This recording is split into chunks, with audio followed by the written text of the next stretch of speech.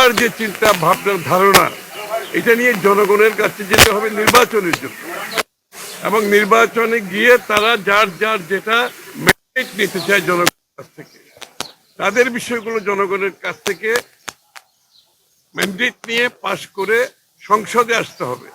এবং সংসদ বড় কথা হচ্ছে সবার অধিকার আছে তাদের কথাগুলো বলা, তাদের চিন্তা।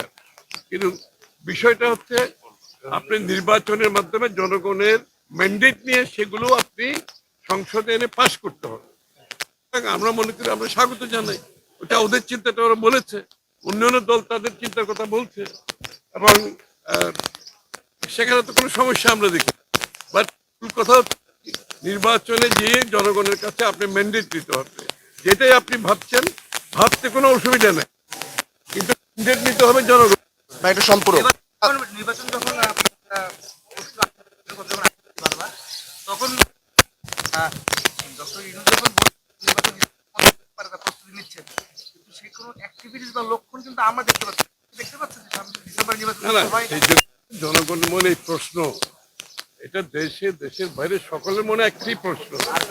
কারণ আমাদের আন্দোলন সমাপ্ত হয়েছে, ফেসিস বিতাড়িত হয়েছে, প্রেসার বিতাড়িত হয়েছে।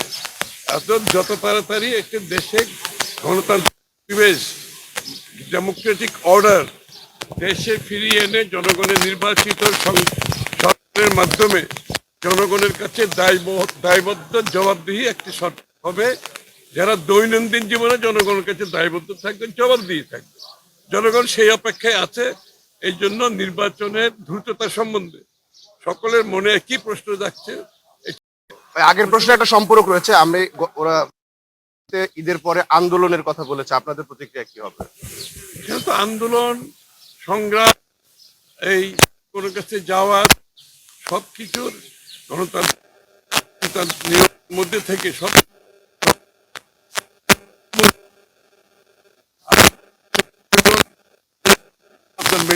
জনগণ থেকে পাশ করতে হবে।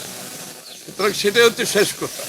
এই কনফিউশন না, জনগণের সেটা যত দেরি করবে দেশ তত বেশি ক্ষতিগ্রস্ত হবে, গণতন্ত্র ক্ষতিগ্রস্ত হবে, দেশের শান্তি শৃঙ্খলা ক্ষতিগ্রস্ত হবে যাচ্ছে। সুতরাং দেশের মানুষের সাথে, গণতন্ত্রের সাথে, জনগণের সাথে দ্রুততম সময়ে গণতান্ত্রিক নির্বাচন কমিশন যেটা বলছে, তারা তো তাদের প্রস্তুতি সম্বন্ধে কোনো সন্দেহ তো কেউ প্রকাশ করছে না। সুতরাং এটা তো সরকারকে বলতে হবে, সরকারের পলিটিক্যাল উইল থাকতে হবে, ইচ্ছা থাকতে আছে।